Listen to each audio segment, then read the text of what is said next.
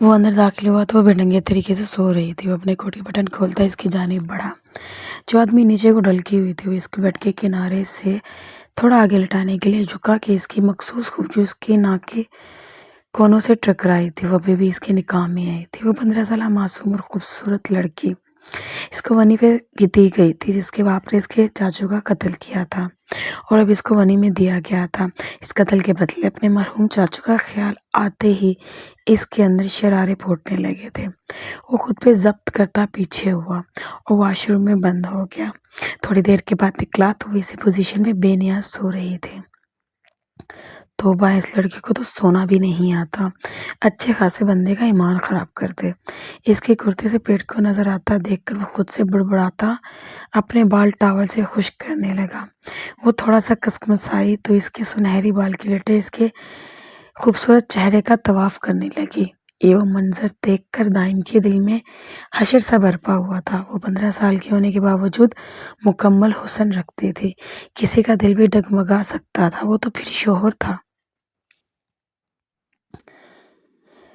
وہ بال خشک کرتے اس کی جانب آیا اور اس کے پاس جھک کر اس کو سیدھا لٹایا تاکہ وہ گر نہ جائے۔ اب اس کو چھوا ہی تھا دائم نے کہ وہ کرنٹ کھا کر بیدار ہوئی۔ آپ کون ہیں؟ وہ ڈر کے پیچھے ہوتے بولی۔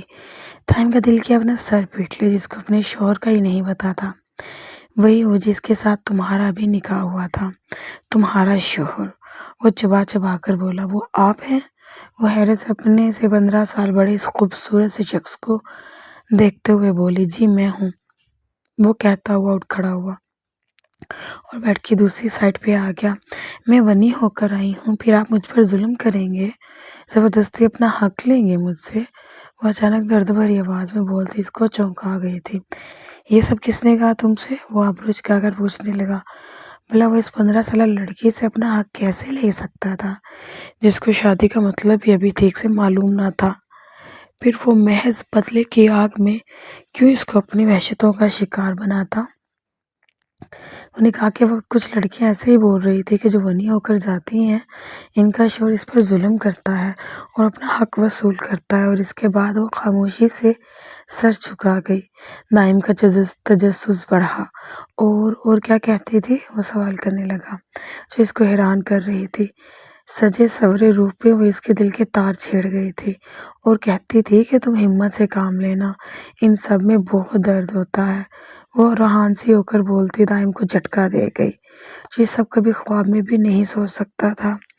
وہ تو خود ونی کی رسم کے خلاف تھا، قتل کے بدلے قتل چاہتا تھا، مگر گاؤں کی رسموں کے آگے مجبور ہو کر بے بس ہو گیا تھا۔ ادھر آؤ میرے پاس، وہ اچانک بولا تو نوال نے سر اٹھایا تھا۔ وہ تھوڑا جھجکتے ہوئے اس کے قریب ہوئی تھی۔ کون سی کلاس میں پڑھتی؟ اس نے اگلا سوال کیا تھا۔ میں 8 کلاس میں پڑھتی تھی، اس نے معصومیت سے کہا۔ اس کی بات سن کے دائم نے ایک دم اس کے بازو کو کھینچ کر مزید اپنی جانب کیا۔ اس کا دل اچھل کر حلق میں آ گیا۔ میرے قریب ہو کر بیٹھو تاکہ تمہیں مجھ سے ڈر نہ لگے اور مجھے سمجھنے میں مدد ہو۔ اس کے لہجے میں نرمی تھی۔ وال کا دل بڑی مشکل سے سنبھلا تھا، ورنہ وہ تو سبھی تھی کہ شاید وہ اپنا حق لینے لگا ہے۔ آپ مجھ پہ ظلم نہیں کریں گے نا، نہ ہی اپنا حق لیں گے؟ وہ معصومیت سے بولتی دائم کو سیدھا اپنے دل میں اترتی محسوس ہوئی تھی۔ اس سے آگے بڑھ کر اس کا سر اپنے سینے سے لگا لیا۔ نوال کا ننھا سا دل بڑی زور سے دھڑکا تھا۔ نہیں، میں اپنی چھوٹی سی بیوی پر کوئی ظلم و زبردستی نہیں کروں گا، وہ محبت سے بولتا اس کو حیران کر گیا تھا۔ سچ؟ وہ اس کے سینے سے منہ نکالتے پھر سے یقین دہانی کرنے لگی۔ دائم کا دل بے اختیار ہوا تھا۔ ہاں سچ میں، کہتے ساتھ اس سے نوال کی روشن پیشانی پہ اپنے لب رکھ دیے۔ وہ جی جان سے لرز اٹھی تھی۔ مجھے ڈرنے کی ضرورت نہیں ہے، میں دوسروں جیسا نہیں ہوں نوال۔ وہ اس کا چہرہ تھام کر اس کو ریلیکس کرنے لگا جو ہولے ہولے کانپ رہی تھی۔ ٹائم کے بعد بھی اس کا جسم کانپتا بند ہوا تھا۔ چلو اب سو جاؤ، مجھے بھی نیند آ رہی ہے۔ وہ اس کو اپنے احسار سے آزاد کرتا ہوا بولا تو اپنی جگہ پہ پرسکون ہو کر آنکھیں موند گئی۔ اس کے کپڑے کیوں نہیں چینج کیے؟ چپ نہیں رہے؟ وہ اس سے کیا اور اس سے جوڑے کی جانب دیکھ کر بولا تھا۔ نوال نے آنکھیں کھولی۔ چپ رہے ہیں، لیکن میرے پاس کوئی سوٹ ہی نہیں، کیا کروں پھر؟ وہ منہ بنا کر بولی۔ وہ الماری کی جانب بڑھا اور اس میں سے اپنے ایک ٹراؤزر شرٹ نکال کر اس کو تما دیا، آج کی رات گزارا کر لو، کل تمہارے سارے کپڑے آ جائیں گے۔ وہ اس بات پہ سر ہلاتی وارڈروب کی جانب بڑھ گیا۔ اب آگے پھر وہ امتحان میں پھنس گئی تھی، بال کرتی کے زپ میں اٹک کر رہ گئے تھے جو نکل نہیں رہے تھے۔ وہ بارہا کوشش کر کے تھک چکی تھی، اس کو زیادہ وقت لگتا دیکھ کر دائم بھی پریشان ہو گیا۔ نال ٹھیک ہو نا، اتنا ٹائم کیوں لگ رہا ہے؟ اس نے آواز دی تو وہ بس سے لب کاٹتی دروازے تک گئی۔ یہ زپ کھول دیں، بال اس میں اٹک گئے ہیں۔ وہ اپنی بیگ اس کی جانب کرتی اس کے جذبوں میں ایندھن لگا گئی تھی۔ شفاف کمر پہ بلیک اسٹرپ اس کے غصے میں مزید اضافہ کر رہے تھے۔ دائم نے بمشکل ہاتھ پکڑ اس کے بالوں کو زپ سے آزاد کیا تو زپ کھل کر نیچے کو آ گئی۔ نوال نے بڑی مشکل سے اپنی کام والی کرتی کو مٹھیوں میں دبوچ رکھا تھا، ورنہ وہ ڈھلک جاتی۔ دائم کا دل دھڑکنے لگا تھا۔ ہو گیا، اب کر لو چینج، کہتا وہ بیٹھ کے جانب بڑھ گیا اور وہ چینج کر کے کچھ دیر بعد نکل آئی۔ یہ لڑکی آج میرا امتحان لے کر ہی چھوڑے گی، وہ اس کے اپنے ٹراؤزر شرٹ میں دیکھ کر میسمرائز ہوتا بولا تھا جو سراپائی حسن لگ رہی تھی۔ اس کا اپنا منہ زور جذبات پہ بند ماننا مشکل ہو رہا تھا، جبکہ وہ نفس کا غلام نہ تھا۔ وہ خاموشی سے سمٹ کر اس کے پہلو میں لیٹ گئی تو اس نے بھی لائٹ آف کر کے آنکھوں پہ بازو رکھ لیا۔ یہ رات اس کے لیے انتہائی مشکل تھی۔ وہ صبح جلدی اٹھا تھا، واش روم میں جا کر فریش ہوا، باہر نکلتے ہی اس کی چھوٹی سی بیوی کی طرف دیکھا جو گہری نیند میں تھی۔ وہ چند لمحے سے خاموشی سے دیکھتا رہا، اس کے قریب چہرے پہ پرسکون اور معصومیت تھی۔ قریب جا کر نرمی سے اس کا کندھا ہلایا، اٹھو، اٹھ جاؤ نوال، صبح ہو گئی ہے۔ اس کی آواز نہایت ہی نرم تھی، جیسے کوئی کسی بچے کو جگا رہا ہو۔ وہ آنکھیں مسلتے ہوئے اٹھ بیٹھی اور پلکیں جھپکاتے ہوئے دائم کو دیکھنے لگی۔ اس کی عمر اور معصومیت اس کے چہرے سے جھلک رہی تھی۔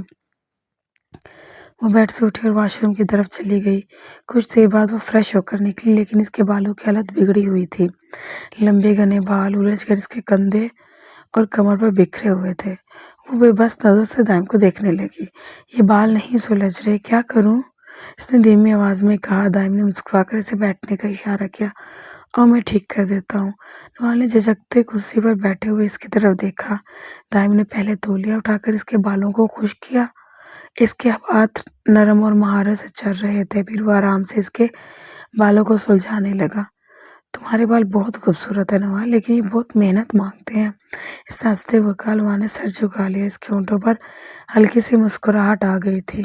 دائم نے بڑی احتیاط سے بالوں کو لٹھوں کو سلجھایا اور پھر انہیں خوبصورتی سے باندھ دیا۔ بس اب بالکل پرفیکٹ ہو۔ وہ پیچھے ہٹ کر اس کے چہرے کو دیکھنے لگا۔ نوال نے آئینے میں خود کو دیکھا اور خوش ہو گئی۔ تھینک یو دائم، وہ مسکرا کر بولی تھی۔ کوئی بات نہیں، آئندہ خود کرنا سیکھنا، لیکن جب تک تمہیں ضرورت ہو میں مدد کر دوں گا، دائم نے نرمی سے کہا اور اس کے چہرے پر اطمینان دیکھ کر مسکرا دیا۔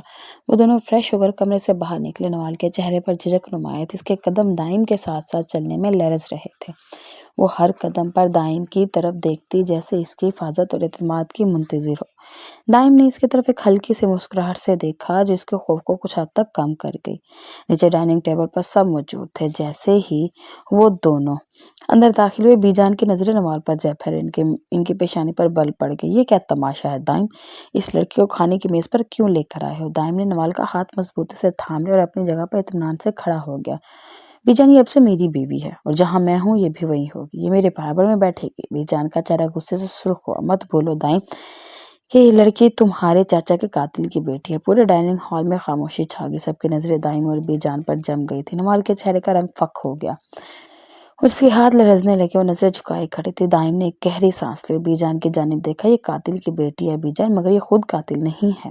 اس کے باپ کے گناہوں کا حساب اس سے نہیں لیا جائے گا۔ دائم کی آواز میں ایسا اعتماد اور سختی تھی کہ حال میں موجود ہر شخص حیرت زدہ رہ گیا، جسے کسی نے اس پر سختہ طاری کر دی، اور سب کی آنکھیں دائم پر جم گئی۔ بی جان کی آنکھوں میں بے یقینی تھی، جسے نہیں یقین نہ آ رہا ہو کہ دائم ان کی بات کا اس طرح سے جواب دے سکتا ہے۔ پاس کھڑی نوال خوفزدہ ہو گئی تھی۔ تم پریشان مت ہو نوال، میں تمہارے ساتھ ہوں۔ لیکن بحث کا ماحول اس قدر بوجھل ہو چکا تھا کہ نوال کا کھڑے رہنا محال ہو گیا۔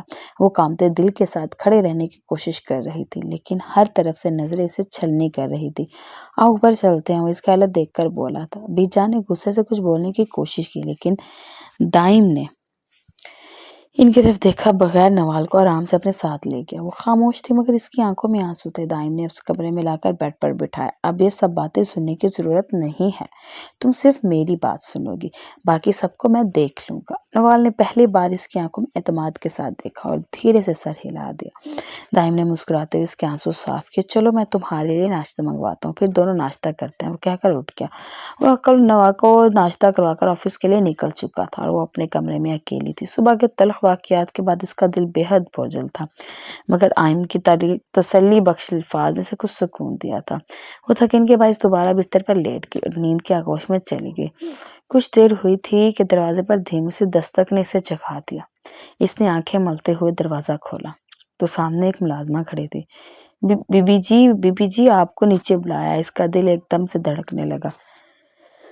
وہ سن کھڑی ملازمہ کو دیکھنے لگی، جیسے ہی جاننے کی کوشش کر رہی ہو کہ اسے نیچے کیوں بلایا جا رہا ہے۔ اس کے دل میں وسوسے اٹھنے لگے تھے۔ وہ دھیرے دھیرے نیچے، ایک قدم بھاری ہو رہے تھے اور دل دھڑک رہا تھا۔ جیسے ہی ملازمہ پہنچی، بی جان کی تیز نظریں اس پر گڑ گئی۔ یاد رکھو، اس کی نرمی سے یہ مت سمجھنا کہ ہم تمہیں اپنا لیں گے۔ اگر تم چاہتی ہو کہ یہاں تمہیں برداشت کیا جائے تو سارے کام تمہیں کرنے ہوں گے، اور اگر تم نے انکار کیا تو مجھ سے برا کوئی نہیں ہوگا۔ کچھ سمجھ آئی؟ نوال نے بمشکل اپنی ہمت جمع کی اور سر جھکا کر ہلکے سے سر ہلا دیا۔ اس کی آنکھوں میں خوف تھا، دل بے بسی سے بھرا ہوا تھا۔ بی جان نے اشارہ کیا، اچھا اب جا کر ملازمہ کے ساتھ حویلی کے سارے کپڑے دھو۔ اس کو ایک اور دھچکا لگا، اسے تو ان کاموں کا بالکل تجربہ بھی نہیں تھا، مگر وہ کچھ بولنے کی ہمت نہیں کر سکی اور سر جھکا کر بی جان کے حکم پر چل پڑی۔ ملازمہ سے واشنگ ایریا میں لے گئی جہاں کپڑوں کا ڈھیر پڑا تھا۔ کپڑے دیکھ کر نوال کی آنکھیں پھٹی کی پھٹی رہ گئی۔ یہ سب دھونا ہے؟ بی بی جی کسی کی مدد نہیں لینا ورنہ بی جان برا پیش آئیں گے، اور یہ کہہ کر باہر چلی گئی۔ نوال نے بے بسی سے کپڑوں کو دیکھا۔ اس کے ہاتھ کپڑوں کے ڈھیر کو چھوتے ہوئے لرز رہے تھے، مگر اس کے پاس اور کوئی راستہ نہیں تھا۔ آہستہ سے اس نے کپڑوں کو دھونا شروع کیا، مگر تھوڑی دیر میں تھکن سے چور ہو گئی۔ اس کے ہاتھ سرخ ہو گئے تھے، آنکھوں میں آنسو آ گئے، پھر بھی وہ ہار ماننے کے بجائے کام کرتے رہی۔ ہر کپڑا اس کے لیے ایک نئی آزمائش تھا۔ وہ دل ہی دل میں صبر کرتی کپڑے دھوتی گئی۔ شام کے سائے گہرے ہو چکے تھے۔ جب وہ آفس سے حویلی واپس آئے تو جیسے وہ اپنے کمرے میں داخل ہوا، سامنے کا منظر دیکھ ایک دم کو رک گیا۔ نوال بیڈ پر بیٹھی ہوئی تھی، اس کا چہرہ سرخ تھا اور آنکھوں سے بے تحاشا آنسو بہہ رہے تھے۔ وہ اتنی معصوم لگ رہی تھی کہ اس کا دل تڑپ اٹھا۔ وہ تیزی سے اس کے قریب آئی۔ نوال کیا ہوا میری جان، کیوں اس طرح رو رہی ہو؟ اس نے اپنے آنسو صاف کرنے کی کوشش کی، مگر اس کی لرزتی ہوئی آواز اور نم آنکھیں سے مزید بے بس ظاہر کر رہی تھی۔ ایک دم دائم کے گلے لگے اور سسکیاں لیتی بولی، وہ اس کے گلے لگنے پہ بوکھلا گیا، آج مجھ سے بی جان نے بہت سارے کپڑے دھلوائے، دیکھیں میں بہت تھک گئی ہوں، میری کمر بہت درد کر رہی ہے۔ یہ سن کر اس کے اندر غصے کی ایک لہر اٹھنے لگی، مگر وہ نوال کے سامنے خود پہ قابو پا گیا۔ اس نے نوال کو اپنے بازو میں بھر لیا۔ چلو لیٹو، میں تمہاری کمر دباتا ہوں۔ نہیں نہیں، آپ یہ کیا کر رہے ہیں؟ اس کے فوراً انکار کیا تھا، چپ چاپ لیٹ جاؤ، یہ میرا حکم ہے، وہ تھوڑی سختی سے بولا۔ نوال بے بس ہو کر لیٹ گئی۔ دائم نے پلکے ہاتھوں سے اس کی کمر دبانا شروع کی۔ اس کے ہاتھ اتنے نرمی سے حرکت کر رہے تھے، اس نے اس کے کندھے، بازو اور ننھے جسم کے ہر حصے کو اس طرح دبا کے سکون کر دیا کہ نوال کے چہرے پہ آہستہ آہستہ سکون کے آثار ظاہر ہونے لگے۔ آپ کو یہ سب کرنے کی ضرورت نہیں ہے، وہ شرم سے سرخ پڑتی بولی تھی۔ تم میری ذمہ داری ہو نوال، تمہارا ہر دکھ میرا ہے اور تمہاری ہر تھکن میری۔ اس کی بات پہ نوال کے ہونٹوں پر ہلکی سی مسکراہٹ آ گئی اور وہ آہستہ آہستہ نیند کے آغوش میں چلی گئی۔ دائم نے اس کے چہرے کو پیار سے دیکھا، اس کی پیشانی پر ایک نرم بوسہ دیا اور اس کا کمبل درست کر کے خاموشی سے اٹھ کھڑے ہوئے۔ وہ کمرے سے باہر نکل گیا۔ وہ تیز قدموں کے ساتھ بی بی جان کے کمرے کی طرف بڑھا تھا۔ اس کا چہرہ غصے سے سرخ تھا اور آنکھوں میں ایک غیر معمولی سی سختی تھی۔ جیسے ہی اس نے کمرے میں قدم رکھا، وہاں بی جان، دادا جان اور دوسرے بزرگ گہری گفتگو میں مصروف تھے۔ دائم نے سیدھا بی بی جان کی طرف دیکھا۔ بی جان، آپ نے نوال سے پوری حویلی کے کپڑے کیوں دھلوائے؟ کیا گھر کے باقی ملازمین ختم ہو گئے تھے؟ اس کی آواز میں غصہ تھا۔ بی جان جو سکون سے بیٹھی تھی، اس کے سوال اور لہجے پہ فوراً چونک گئی۔ ان کے چہرے پہ غصہ ابھر آیا۔ وہ اٹھ کھڑی ہوئی۔ دائم، یہ کس طرح کا لہجہ ہے؟ کیا تم اب ہم سے اس طرح بات کرو گے؟ جب سے وہ لڑکی اس گھر میں آئی ہے تمہاری زبان اور رویہ دونوں بدل گئے ہیں۔ بھول گئے ہو کہ ہم تمہارے بڑے ہیں؟ بی جان مجھے معاف کیجیے، لیکن بات میری بیوی کی ہے۔ وہ اس گھر میں جیسے بھی آئی ہو، چاہے ونی ہو کر یا میری مرضی سے، لیکن اب وہ میری عزت ہے۔ میں نہیں چاہتا کہ اسے ملازمہ جیسا سمجھ کر اس کے ساتھ زیادتی کرے۔ میں اپنے غصے کو پیتا نہایت تحمل سے بولا تھا۔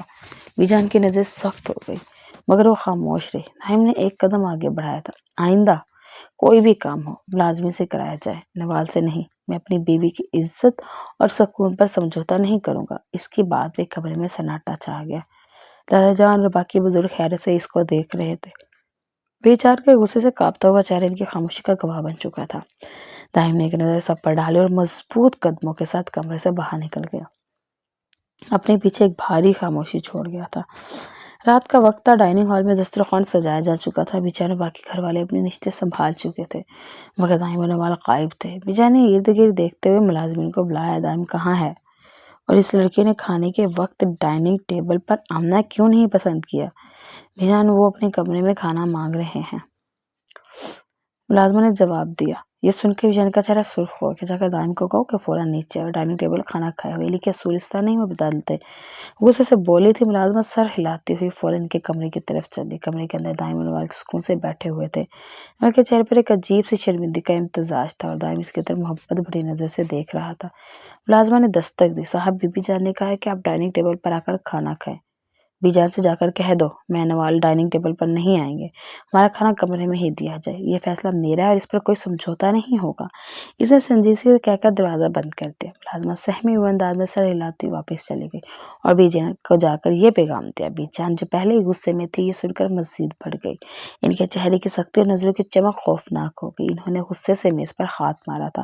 یہ لڑکی ہم کو سے دور کرنے کی کوشش کر رہی ہے، یہ سب اس کے اثرات ہیں۔ بی جان کا دماغ نفرت اور غصے سے بھر چکا تھا۔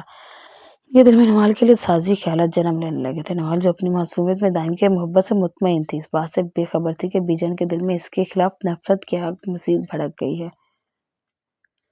صبح کا وقت تھا، دائم معمول کے مطابق آفس کے لیے روانہ ہو چکا تھا۔ وہ اپنے کمرے میں بیڈ پر بیٹھی موبائل پر کارٹون دیکھنے میں مگن تھی۔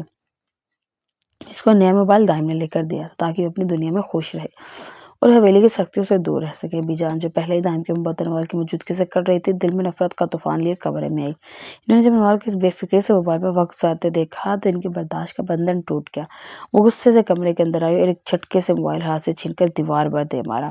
موبائل دیوار سے ٹکرا کر چکنا چور ہو گیا تھا۔ نوال نے خوفزدہ نظروں سے ہی جان کی طرف دیکھا، لیکن اس سے پہلے کہ کچھ کہہ سکتی، بی جان نے ایک زوردار تھپڑ اس کے چہرے پر دے مارا۔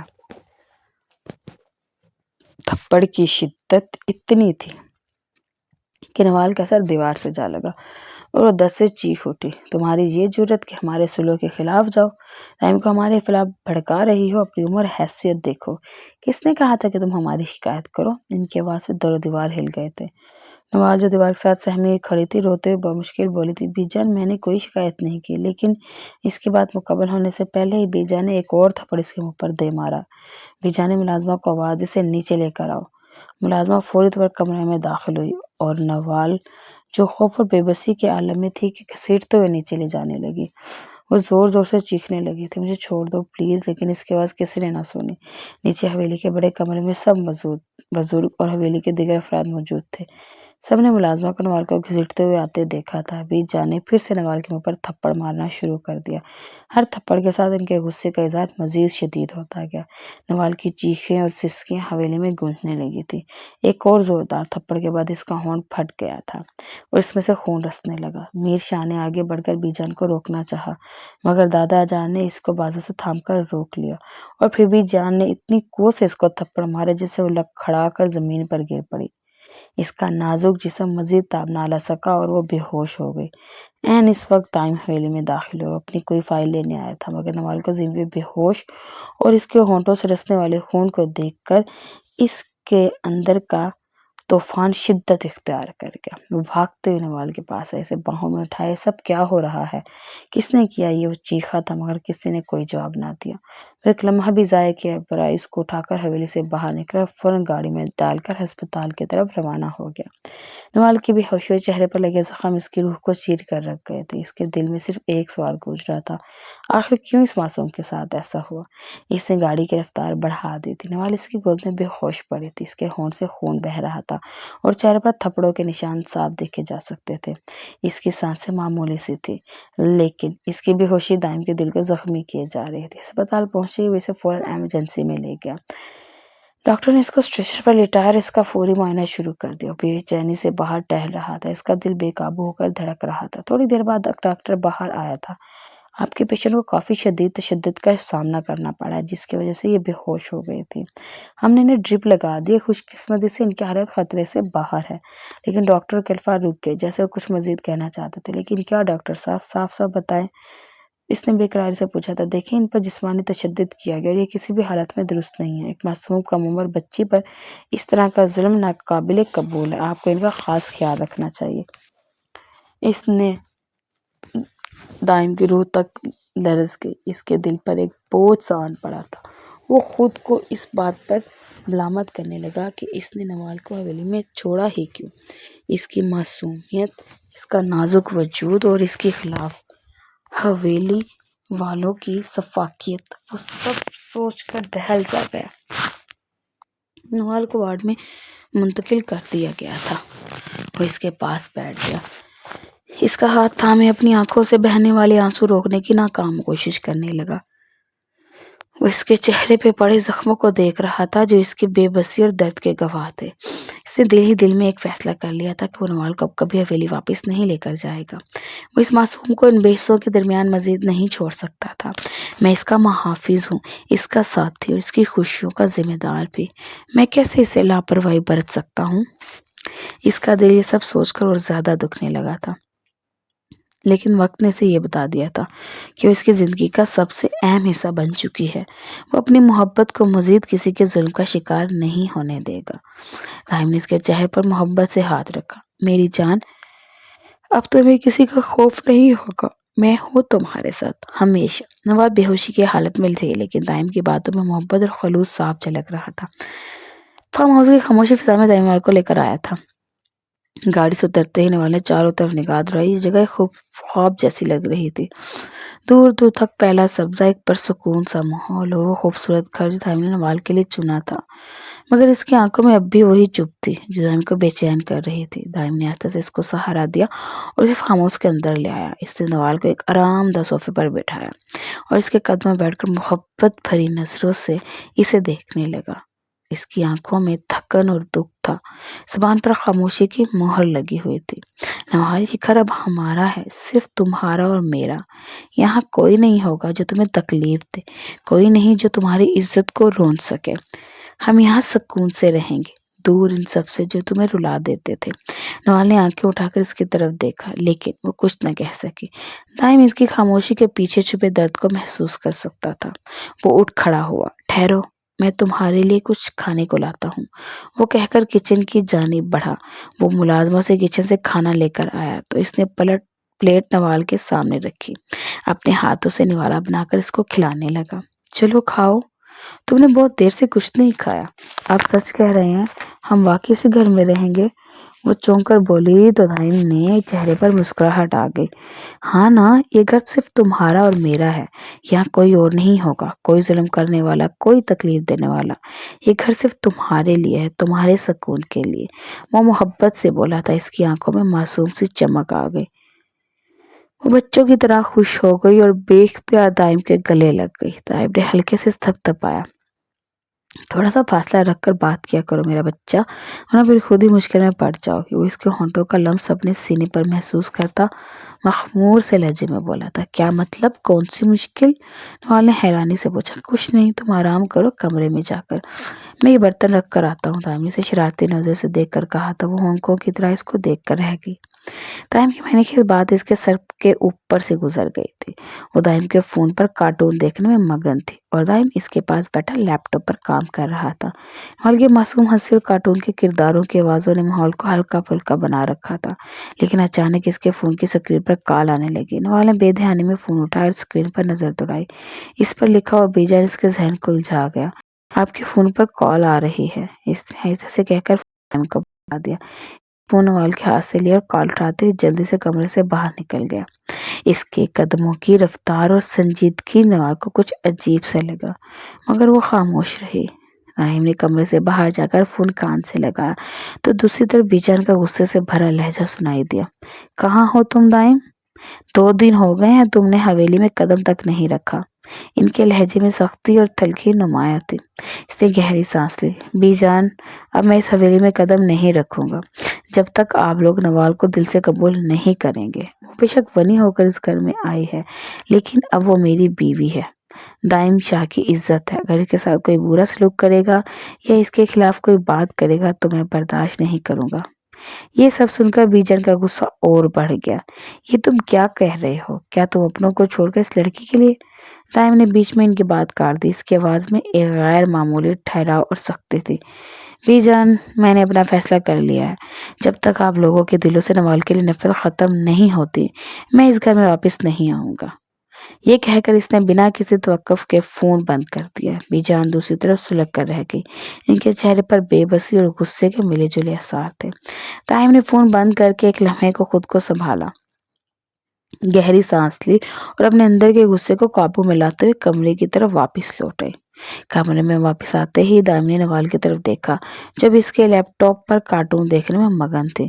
وہ کچھ دیر سے دیکھتا رہا۔ چلو نوال، اب بہت کارٹون دیکھ لیے، اب سو جاؤ، وہ نرمی سے بولتا اس کے پاس آئے۔ نہیں، مجھے ابھی اور کارٹون دیکھنے ہیں۔ اس نے لیپ ٹاپ سے نظریں ہٹائے بغیر کہا۔ اس کی ضد پہ وہ سر پکڑ کر رہ گیا۔ اس نے ہمیشہ ایک باشعور، اپنی ہم عمر اور سمجھدار بیوی کا خواب دیکھا تھا، جو اس کے ساتھ قدم سے قدم ملا کر چل سکے، مگر حقیقت یہ تھی کہ اسے یہ معصوم اور ضدی سی 15 سالہ لڑکی ملی تھی جو اپنی دنیا میں مگن رہتی تھی، مگر اس کی معصومیت اور بچوں جیسی حرکتوں نے اس کے دل میں خاص جگہ بنا لی تھی۔ وہ اس معصوم سی لڑکی سے محبت کرنے لگا تھا۔ اپنی سوچوں کو جھٹکتا بیٹھ گیا۔ ٹھیک ہے، دیکھ لو۔ اس نے موبائل میں اس کے لیے نئی کارٹون لگا دی، پھر خود لیپ ٹاپ اٹھا کر اپنے کام میں مشغول ہو گیا۔ دونوں اپنے کام میں مشغول تھے کہ اچانک لائٹ چلی گئی۔ نوال کے چہرے پر خوف کے آثار نمودار ہوئے۔ وہ یکدم اچھل کر دائم کی گود میں آ بیٹھی۔ دائم اس غیر متوقع حرکت پر بوکھلا گیا۔ یہ کیا کر رہی ہے نوال؟ کچھ نہیں ہوتا، آرام سے بیٹھو، آ جائے گی لائٹ۔ وہ سنبھل کر بولا، نہیں، مجھے ڈر لگ رہا ہے، مجھے آپ کے پاس ہی رہنا ہے۔ وہ خوف سے کانپتے ہوئے بولی تھی۔ دائم نے فوراً موبائل کی ٹارچ آن کی تاکہ کمرے میں تھوڑی روشنی ہو سکے۔ نوال کا چہرہ اس کے کندھوں کے قریب تھا اور اس کے ہونٹ بے اختیار نوال کی گردن سے مس ہو رہے تھے۔ اس کی قربت نے دائم کے اندر ایک طوفان برپا کر دیا تھا۔ وہ مشکل اپنے جذبات کو قابو میں رکھنے کی کوشش کرنے لگا۔ اس کی مزید نزدیکی نے اس کو بے چین کر دیا۔ نوال، پلیز میرے صبر کے امتحان مت لو، سائڈ پہ ہو کے بیٹھو، کچھ نہیں ہوتا۔ وہ ضبط کی انتہا پہ تھا شاید۔ نہیں نہیں، مجھے بہت ڈر لگ رہا ہے، مجھے آپ کی گود میں ہی رہنا ہے، وہ ضدی بچے کی طرح بولی تھی۔ دائم نے خود کو بڑی مشکل سے قابو میں رکھا۔ اس کا دل بہکنے لگا تھا، مگر وہ جانتا تھا کہ اسے اپنے جذبات پر قابو پانا ضروری ہے۔ وہ 15 سال کی معصوم لڑکی تھی، اس کی شدت و کتاب نہیں لا سکتی تھی۔ کچھ لمحوں بعد لائٹ واپس آ گئی۔ دائم نے سکون کی سانس لیتی۔ یار، اب تو پیچھے ہو جاؤ، لائٹ آ گئی ہے، مجھے کام کرنا ہے۔ وہ اس کی گود سے اتر کر سائڈ پہ بیٹھ گئی، مگر اس کی حالت بے حد نروس تھی۔ وہ گہری سانس کھینچ کر واپس اپنے کام میں مشغول ہو گیا۔ وہ اپنے آفس میں بیٹھا کام میں مصروف تھا۔ اس کی توجہ مکمل طور پر اسکرین پر تھی جب اچانک دروازہ کھلا اور دادا جان اور میر شاہ اندر داخل ہوئے تھے۔ انہیں دیکھ کر دائم چونک گیا اور فوراً احتراماً کھڑا ہو گیا۔ بابا جان، دادا جان، آپ پلیز بیٹھیں۔ وہ ان کی جانب بڑھا تھا۔ دادا جان اور میر شاہ خاموشی سے صوفے پر بیٹھ گئے۔ دائم نے ان کے لیے پانی منگوا کر خود بھی قریب بیٹھ گیا۔ میر شاہ کی گہری نظریں اور دادا جان کی خاموشی اسے بے چین کر رہی تھی۔ دائم، یہ کیا کر رہے ہو تم؟ ایک لڑکی کے لیے تم ہم سب کو چھوڑ رہے ہو؟ میر شاہ کی گہری نظریں اور دادا جان کی خاموشی سے بے چین کر رہی تھی۔ دائم، یہ کیا کر رہے ہو تم؟ ایک لڑکی کے لیے تم ہم سب کو چھوڑ رہے ہو؟ میر شاہ نے بات کا آغاز کیا تھا۔ بابا جان، وہ لڑکی صرف لڑکی نہیں، میری بیوی، میری عزت ہے، وہ مضبوط لہجے میں بولا تھا۔ مت کہو کہ وہ تمہاری بیوی اور وہ ونی کے طور پر آئی ہے۔ اس کے باپ نے تمہارے چاچا کو قتل کیا، یہ بھول گئے ہو کیا؟ دادا جان نے اپنا اظہار زمین پر رکھ کر سخت آواز میں کہا تھا۔ دائم کا چہرہ ایک پل کے لیے سپاٹ ہوا۔ دادا، میں کچھ نہیں بولا، سب یاد ہے، ہر بات، ہر زخم، مگر یہ بھی یاد ہے کہ معصوم لڑکے قاتل نہیں ہیں، اس کا باپ قاتل ہے۔ میں ہمیشہ ونی کی رسم کے خلاف تھا۔ میں نے آپ سب کو پہلے ہی کہا تھا کہ مجھے امید نہ رکھیے گا کہ میں اس رسم کو نبھاؤں گا، مگر پھر بھی آپ نے زبردستی میرا نکاح مجھ سے 15 سال چھوٹی معصوم لڑکی سے کروا دیا۔ اور جب یہ سب آپ لوگوں کی مرضی سے ہوا ہے تو میرے فیصلوں کے ساتھ چلنا پڑے گا آپ سب کو، ورنہ یہ بزنس یہ سب کچھ بھی میں چھوڑ دوں گا۔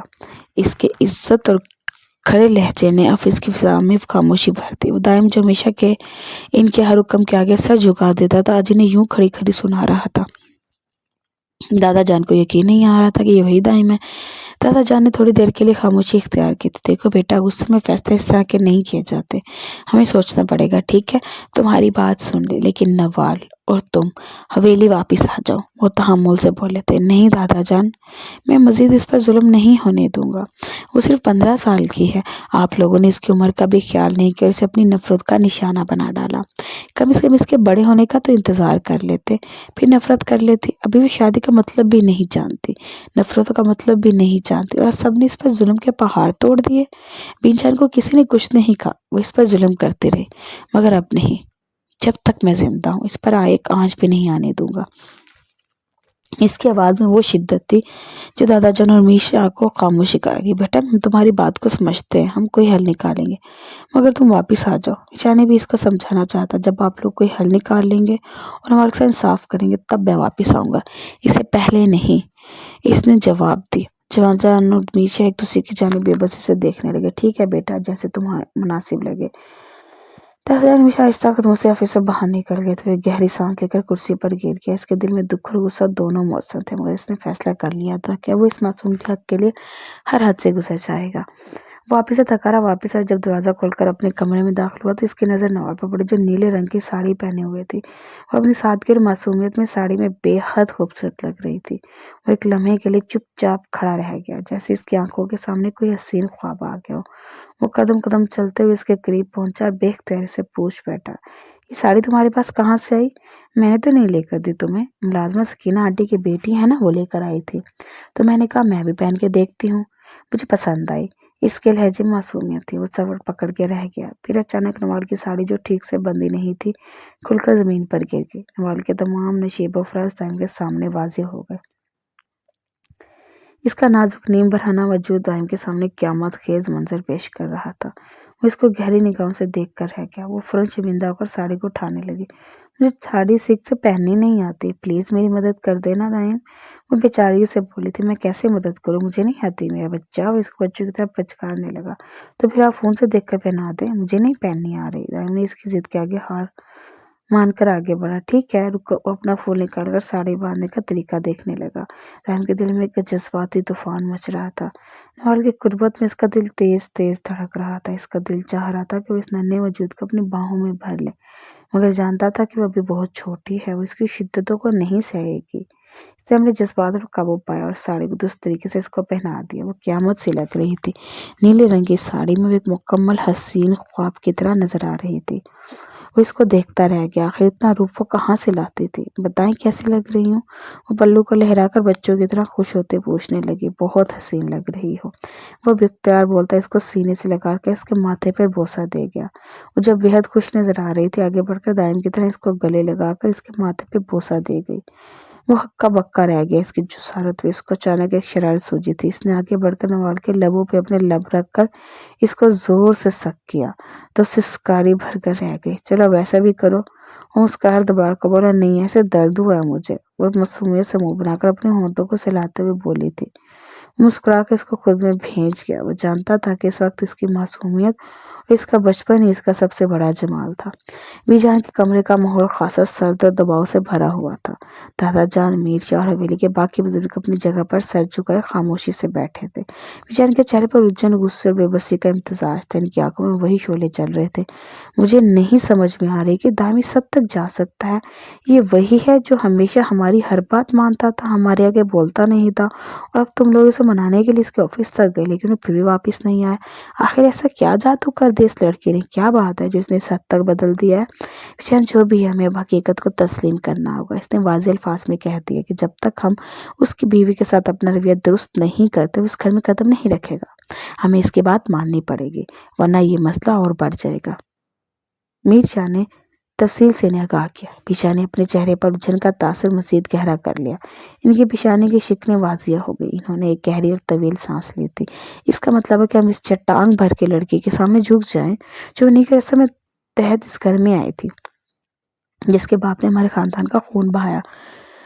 بی جان جوان خون ہے، اگر وہ ہم سے اور بدگمان ہو گیا تو اسے واپس لانا ممکن نہیں ہوگا۔ آپ جانتی ہیں وہ ہمارے خاندان کا واحد چشم و چراغ ہے، اگر وہ ہم سے دور ہو گیا تو ہماری نسل کا تسلسل خطرے میں پڑ جائے گا۔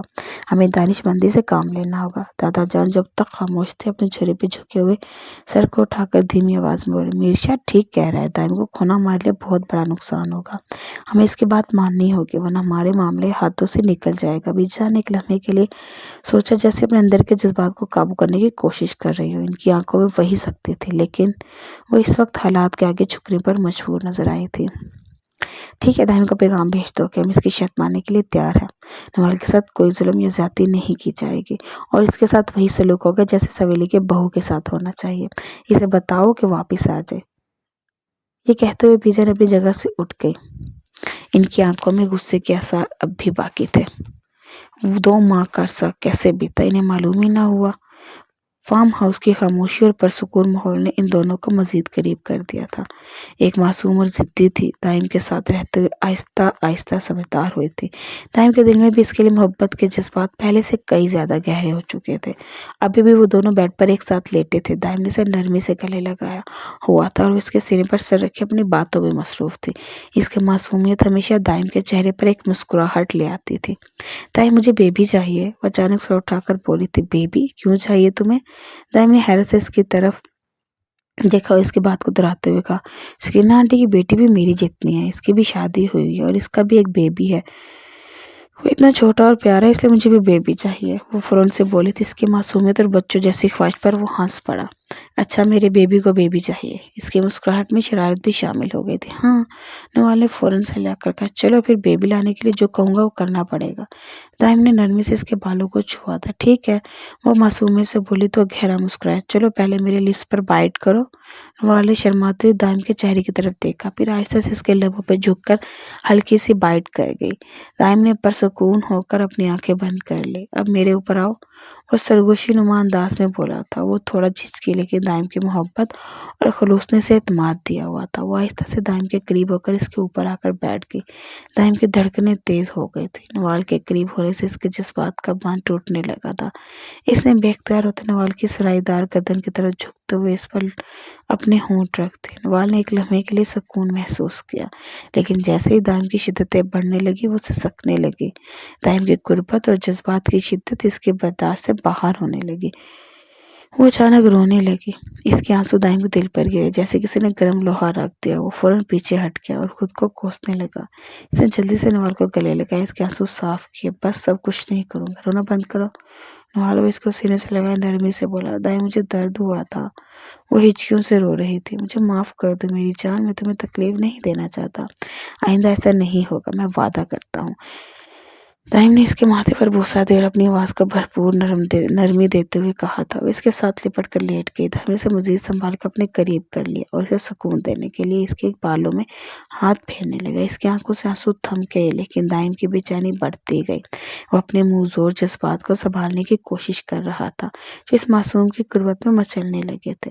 وہ اپنے کمرے میں الماری سے کپڑے نکال کر آفس جانے کی تیاری کر رہا تھا۔ سورج کی ہلکی روشنی کھڑکی کے پردوں سے چھن کر کمرے میں داخل ہو رہی تھی۔ نوال بھی قریبی بیڈ پر بیٹھی ہوئی تھی۔ اس کی نظریں دائم پر جمی ہوئی تھی، جو بلیک شرٹ پہنتے ہوئے خاصا مصروف اور ہینڈسم لگ رہا تھا۔ اچانک اس کے فون کی گھنٹی بجی۔ اس نے فون اٹھایا۔ اسکرین پر بابا جان کا نام دیکھ کر رک گیا۔ جی بابا جان، خیریت؟ اس نے فون کان کو لگا لیا۔ دوسری طرف سے میشا کی گہری اور پرسکون آواز سنائی دی تھی۔ دائم بیٹا، ہم سب نے فیصلہ کر لیا، تمہیں نوال کو کسی قسم کی زبردستی یا زیادتی کا سامنا نہیں کرنا پڑے گا۔ بی جان نے نوال کو اپنی بہو کے طور پر تسلیم کر لیا، ہم سب اسے اپنا چکے ہیں، تم دونوں واپس آ جاؤ۔ ان کی بات سن کر دائم کے ہاتھ لمحے بھر کر رک گئے۔ یہ سب اچانک کیسے ہوا؟ بی جان مان گئی؟ وہ حیران ہوا تھا۔ ہاں بیٹا، یہ سب تمہاری ضد و نوال کے لیے تمہاری محبت کو دیکھ کر ہوا ہے۔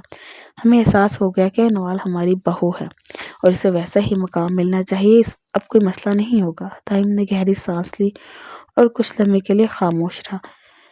ٹھیک ہے بابا جان، ہم کچھ دنوں کے بعد حویلی آ جائیں گے۔ یہی بہتر ہے بیٹا، ہم تمہارا انتظار کریں گے۔ فون بند کرتے ہوئے دائم نے کچھ سوچتے ہوئے ایک نظر نوال پر ڈالی جو خاموشی سے اسے دیکھ رہی تھی۔ بابا جان کا فون تھا، وہ چاہتے واپس آ جائے۔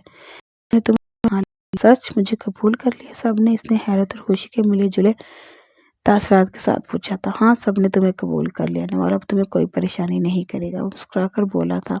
نوال نے آہستہ سے سر ہلایا، اس کی آنکھوں میں خوشی کی جھلک آ گئی۔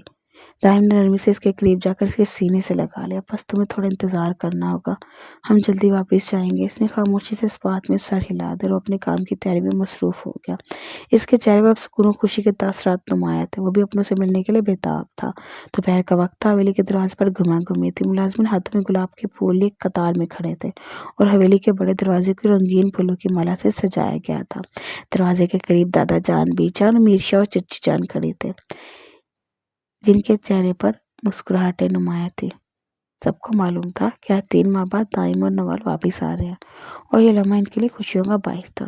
جیسے ہی گاڑی دروازے پر آ کر رکی، دائم نے گاڑی کا دروازہ کھولا اور باہر نکلا۔ وہ سیاہ شلوار قمیض میں ہمیشہ کی طرح باوقار لگ رہا تھا۔ نوال بھی آہستہ سے باہر نکلی، آسمانی رنگ کے لباس میں بچوں جیسی معصوم مسکراہٹ لیے۔ ملازمین نے ان دونوں پر گلاب کے پھول نچھاور کیے اور حویلی کا ماحول خوشبو سے معطر ہو گیا تھا۔ دادا جان نے آگے بڑھ کر دائم کو گلے لگایا، ان کی آنکھوں میں خوشی اور فخر کا ملا جلا تاثر تھا۔ بیٹا، تمہارے واپس آنے سے حویلی کی رونق لوٹ آئی ہے، دادا جان نے جذبات سے لرزتے ہوتے لہجے میں کہا تھا۔ آپ کی دعا ہے دادا جان، دائم نے نرمی سے دادا جان کے ہاتھ تھام لیے۔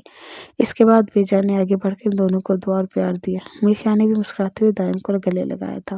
نوال کے چہرے پر خوشی اور حیرت کے ملے جلے تاثرات تھے، وہ بچوں کی طرح مسکراتے ہوئے سب کا استقبال دیکھ رہی تھی۔ اس کی آنکھوں میں خوشی کی چمک نمایاں تھی۔ حویلی کے اندر داخل ہوتے ہی ملازمین نے راستے میں پھول بچھا رکھے تھے اور ہر طرف محبت اور اپنائیت کا ماحول تھا۔ نوال دائم کے ساتھ ساتھ چلتے ہوئے کبھی حویلی کو دیکھتی اور کبھی لوگوں کی محبت بھری مسکراہٹوں کو۔ وہ دل ہی دل میں دعا کر رہی تھی کہ یہ خوشیاں ہمیشہ قائم رہیں۔ جلدی سب دسترخوان پر جمع ہوئے، کھانے کی میز پر رنگ برنگے کھانوں سے سجی ہوئی تھی۔ سب نے ہنسی مذاق کے درمیان کھانا کھایا۔ نوال ہر کسی کے ساتھ پرادبی سے بات کر رہی تھی اور دائم سے دیکھ کر دل ہی دل میں خوش ہو رہا تھا کہ اس کا فیصلہ درست ثابت ہوا تھا۔ کھانا پرسکون ماحول میں کھایا گیا تھا۔ ان کو حویلی آئے کافی مہینے ہو گئے تھے، سب کا رویہ نوال کے ساتھ بدل گیا تھا۔ وہ تتلیوں کی طرح پوری حویلی میں اڑتی پھرتی تھی، مگر کوئی روک ٹوک نہ تھی۔ بی جان بھی اپنا دل اس کی طرف سے صاف کر چکے تھے، کیونکہ وہ اپنے ہونہار پوتے کو اس وجہ سے کھونا نہیں چاہتے تھے۔ وہ بھی آفس سے حویلی لوٹا تھا کہ دادا جان نے اس کو بلا لیا۔ وہ خاموشی سے ان کے کمرے کے دروازے پر دستک دے کر اندر داخل ہوا۔ دادا جان اپنی آرام کردہ کرسی پر بیٹھے تھے، ان کے چہرے پر ایک سنجیدگی کے ساتھ نرم سی مسکراہٹ تھی۔ آؤ بیٹا بیٹھو، دادا جان نے محبت سے کہا۔ ان کے قریب صوفے پر بیٹھ گیا اور احترام سے ان کی طرف دیکھنے لگا۔ جی دادا جان، آپ نے بلایا تھا؟ دائم، تم جانتے ہو کہ یہ خاندان تمہارے دم سے قائم ہے، تم ہمارے اکلوتے وارث ہو اور ہم چاہتے ہیں کہ یہ وراثت تمہاری نسل تک جائے، تمہیں ہمیں ہوتے خوشی دو۔ وہ بلا کس تحمید کے ساتھ گوئی سے بولے تھے۔ دائم ان کی آخری بات پہ چونک گیا۔ وہاں بیٹا، اب وقت آ گیا کہ تم ہمیں ایک پوتی کی خوشی دو۔ نوال کے ساتھ تمہاری شادی کو کچھ وقت ہو چکا ہے، ہم سب چاہتے ہیں کہ ہماری نسل کی بنیاد رکھی جائے۔ دادا جان کی بات سن کر گہری سانس لی تھی۔ دادا جان، نوال بھی بہت چھوٹی ہے، وہ صرف 15 سال کی ہے، میں جانتا ہوں اس ذمہ داری کو نہیں سمجھ سکتی۔ بیٹا، ایک لڑکی 13 سال کی عمر میں بالغ ہو جاتی ہے، یہ قدرتی بات ہے۔ نوال تمہارے ساتھ بہت اٹیچ ہے، اگر تم اسے محبت اور نرمی سے سمجھاؤ گے تو تمہاری بات کو مان لے گی۔ ہمیں یقین ہے کہ وہ تمہاری خوشی میں اپنی خوشی دیکھے گی۔ وہ تو جیسے ہتھیلی پہ سرسوں جمائے بیٹھے تھے۔ وہ بے بس ہوا، اس کا چہرہ کسی گہرے اضطراب کا شکار لگ رہا تھا۔ دادا جان، میں نوال کو سمجھاؤں گا، لیکن مجھے کچھ وقت چاہیے، میں اس معاملے میں جلدی نہیں کرنا چاہتا۔ وہ میرے لیے کانچ کی گڑیا کی طرح ہے، میں نہیں چاہتا کہ کسی بھی وجہ سے اس کا دل یا جسم پر کوئی بوجھ آئے۔ وہ تحمل سے اپنے دل کی بات کہہ گیا تھا۔ بیٹا، ہمیں معلوم ہے کہ تم اسے کتنا چاہتے ہو، لیکن ایک بات یاد رکھو، ہماری نسل کا تسلسل ضروری ہے۔ یہ حویلی، یہ زمین، یہ وراثت سب تمہاری ذمہ داری ہے اور اس ذمہ داری کا حق تب ادا ہوگا جب ہماری اگلی نسل کا وجود ہوگا۔ دادا جان نے نرم لہجے میں اسے سمجھایا۔ وہ خاموشی سے ان کی بات سنتا رہا۔ وہ اندر ہی اندر شش و پنج میں مبتلا تھا، اسے یہ سمجھ نہیں آ رہا تھا کہ اس کے معاملے کو کیسے سنبھالے۔ نوال کی معصومیت اور کم عمری اس کے دل میں بار بار آ رہی تھی اور وہ دادا جان کی خواہش کے آگے بے بسی محسوس کر رہا تھا۔ ٹھیک ہے دادا جان، اسے بلا کر آہستہ سے کہا، میں آپ کی خواہش کو جلد پورا کرنے کی کوشش کروں گا۔ دادا جان نے مطمئن ہو کر اس کے کندھے پر ہاتھ رکھا۔ ہمیں تم پر بھروسہ ہے بیٹا، تم ہمارے خاندان کی امید ہو۔ دائم نے ہلکی مسکراہٹ کے ساتھ سر ہلایا، لیکن اس کے دل میں ایک بوجھ سا محسوس ہو رہا تھا۔ اس نے نوال کے لیے بہت سے خواب دیکھے تھے، وہ اس کی تعلیم مکمل کروانا چاہتا تھا اور وہ نہیں چاہتا تھا کہ کوئی بھی ایسا فیصلہ اس کی معصوم زندگی پر اثر ڈالے۔ لیکن دادا جان کی خواہش اور خاندان کی امیدوں کے آگے اس کے پاس کوئی دوسرا راستہ نہیں تھا۔ وہ پریشان سا چہرے لیے کمرے میں داخل ہوا تھا۔ اس کے قدموں میں ٹھراؤنا تھا جو عام طور پر اس کی شخصیت کا حصہ تھا۔ نوال جی بیڈ پر بیٹھ کر اس کے موبائل پر کارٹون دیکھنے میں مگن تھی۔ کیا ہوا؟ تھکے ہوئے لگ رہے ہیں آپ؟ وہ اس کی طرف دیکھتے ہی مسکرا کر بولی تھی۔ کچھ نہیں، بس تھوڑا سا پریشان ہوں۔ اس نے نوال کی طرف دیکھا اور ہلکے سے سر ہلایا۔ پریشان کیوں ہیں؟ مجھے بتائیں نا، شاید میں کچھ کر سکوں۔